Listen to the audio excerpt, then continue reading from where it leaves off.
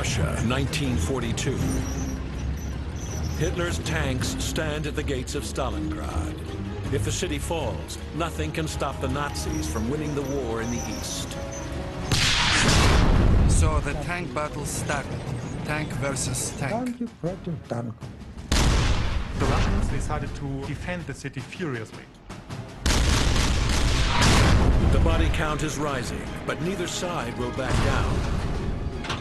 10 We Fahrzeuge stood up a hornet's nest. We fought to the last zum man. letzten gewehrt. The killing goes on in a desperate fight to the finish. Wer zuerst schießt, Whoever shoots first wins and survives. It is the bloodiest battle of the Second World War.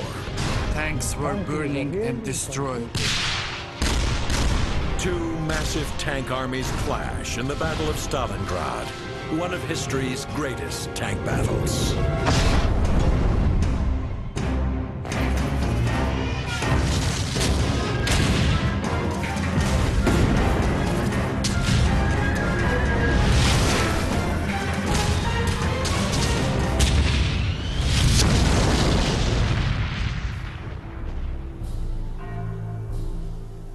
Volgograd. With its apartment buildings and factories, it is a typical picture of modern Russia. But rising high above the city, the gigantic statue of Mother Russia recalls a darker past, when Volgograd was known by another infamous name, Stalingrad. Here in 1942, Russian and German armies fight the bloodiest battle in human history, the Battle for Stalingrad.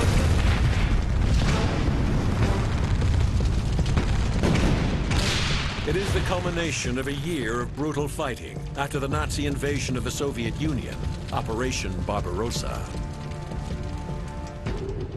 When the Germans started to invade Russia, they were convinced that the Red Army would collapse within 6 to 8 weeks. But the Russian army didn't collapse according to plan. And the Germans had over 1 million casualties in this first year, and they lost nearly 75–80% of the tanks.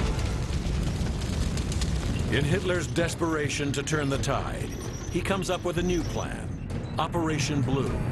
His plan, German Army Group A will advance south and capture the Soviets' oil supplies in the Caucasus. Army Group B will sweep through the corridor between the Don and Volga rivers and seize a key Soviet center of war industry and communications, the city of Stalingrad. To capture Stalingrad, the Germans send one of Army Group B's best-equipped mobile armored forces. 300,000 battle-hardened men, 3,000 artillery pieces, and 300 tanks. The armored Nazi onslaught forces the Soviets back to the River Don. Stalin knows his army must make a stand, and he anchors his entire defensive line at Stalingrad.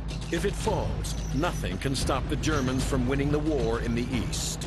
Desperate to buy time, they send their understrength 1st and 4th tank armies. With only 200,000 men,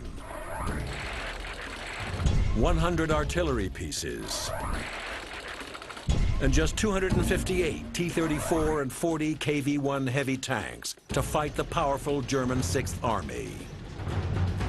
Outnumbered, the Russians must fight a desperate rearguard action to delay the Germans crossing the River Don. Well, a decision was made as soon as we were aware that the Germans came out to the Don.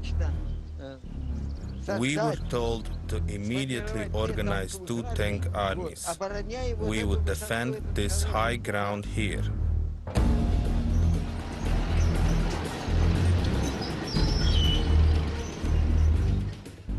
We could not let the Germans through. We had to stop them.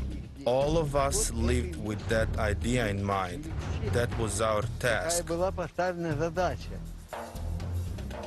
July 27th, 1942. The Germans advance on the River Don to seize the main crossing just 40 miles from Stalingrad. But the Russian 1st Tank Army launches a counterattack to stop them. With the 1st Tank Army is Lieutenant Vasily Krysov, leading a platoon of KV-1 heavy tanks. A series of green flares soared into the sky, the signal for the attack. Our engine roared, and our KV moved out towards the enemy. It was beginning to grow lighter, and the Germans opened a storm of fire.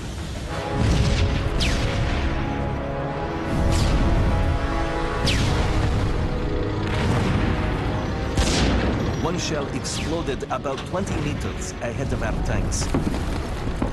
Almost immediately, a second shell glances off our left side. Были танки, тяжелые танки Клим-Ворошилов, КВ.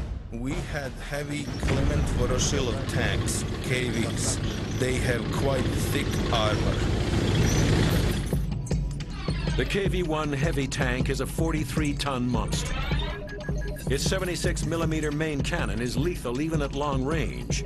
And with 3 inches of frontal armor, it's the most heavily armored tank on the battlefield. The tanks accelerated, making sharp maneuvers, and shell strikes continued glancing off their sides.